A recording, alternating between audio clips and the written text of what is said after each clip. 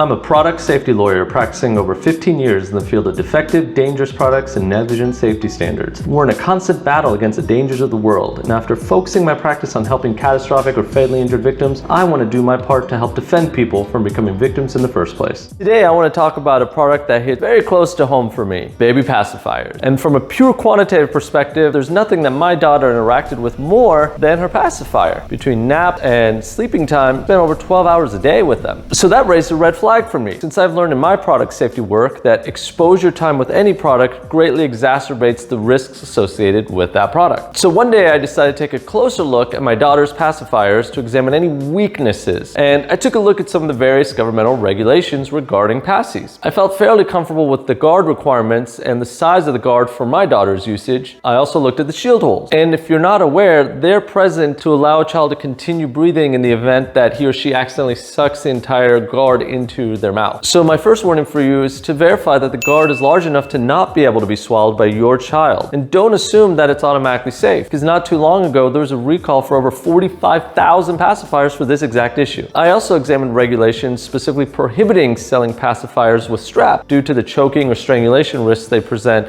particularly when a child is left unattended. This was a reminder to me to not tie a strap to the crib with the pacifier attached, or to tie a strap to the pacifier and my daughter, particularly when she's unattended or sleeping alone. The last and biggest issue that caught my eye were the structural integrity tests, which address the ability of a pacifier to stay intact during usage. And as you all know, I'm a big skeptic when it comes to bare minimum governmental criteria, particularly when it involves this issue. So I looked closer at our pacifiers and conducted my favorite type of analysis, failure modes and effect analysis, basically meaning what could go wrong. And I really became concerned with how most pacifiers are made from this multi-piece construction. And when I really began considering all the dynamic variables associated with a child's pacifier usage, between sucking and pressure and temperature changes and then emulsifying effects of saliva, and then you throw in teething as well, I really became concerned about the risks of the governmental criteria accommodating all these different factors. So as I began examining our own pacifiers, I really became concerned about the risk of the nipple separating from the guard or shield and being suctioned into my daughter's throat. So I realized I wanted to look into alternative designs. So I began researching the best type of single piece pacifiers that are out there. And my investigation led me to the conclusion that either silicone or rubber latex construction were the best options to go toward. Now, they both come with their own pros and cons. Silicone is more durable and resilient, but it is ultimately a synthetic product that's undergone chemical exposure, whereas rubber or latex is a natural product, but it's not quite as long lasting as silicone. And ultimately, we decided to get some of each. We got one of the brands was Natrasutin, which is a latex product out of Europe made from the Malaysian rubber plantages. And the other brand for silicone we got from Chico, which is a well-known child's brand, the Chico Physio Forma. Both of these are made out of one-piece construction. Throughout this process, I had already begun warning friends about my perceived risk of the nipples separating from the guard in multi-piece pacifier constructions. In one of those instances where you hate to be proven right, the U.S. Consumer Product Safety Commission issued a recall in early 2022 involving this exact issue of nipples separating from the guard or shield, resulting in the recall of over 300,000 pacifiers. Now, to me, that's more an indictment of the entire industry rather than a knock on that particular brand, particularly since I do own other products from that brand. So in sum, my conclusion is I would recommend a single piece construction pacifier, specifically those made either from silicone or rubber latex, as the safest option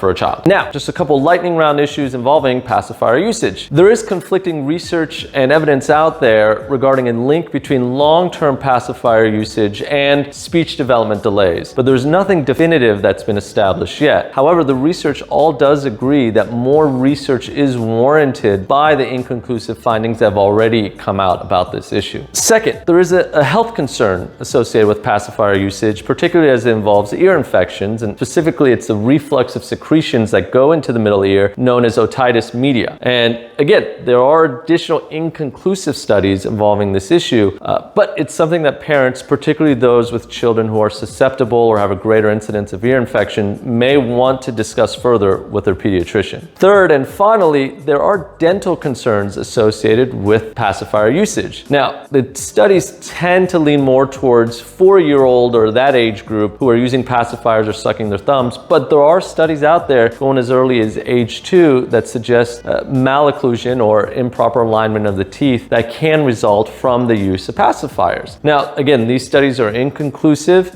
but the problem is this can lead to a increased lifetime risk of gum disease or other tooth decay issues as a result. Now, if you guys are interested in this, let me know. I can get the greatest dentist in the world to talk about this. And I'm not just saying that because she's my wife, but that's for another day. So I hope this has been helpful to you all, again, in your never-ending quest for the safest product and safest options for your child. And never forget, safety is fun.